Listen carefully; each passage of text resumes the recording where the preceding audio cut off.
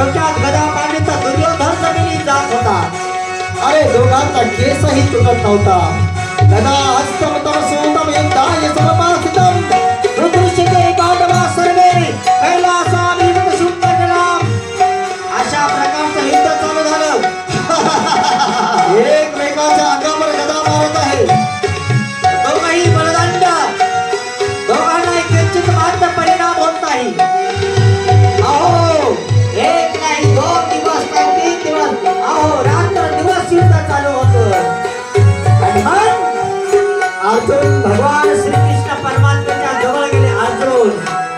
अर्जुन देवाला म्हणाला, देवा आता काय केलं पाहिजे. असं युद्ध कुठपर्यंत चालणार.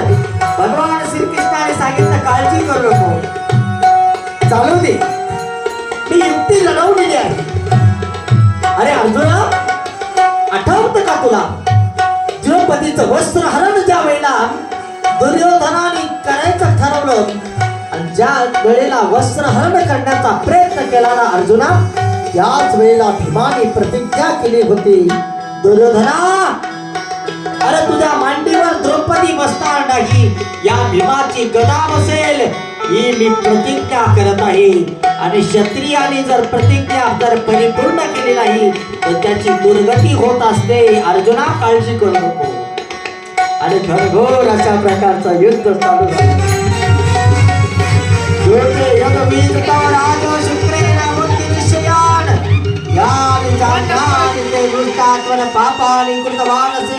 आणि मग भगवंताने त्या भीमाला बनवलं. भीमा अरे गदा मांडीवर बाण मांडीवर.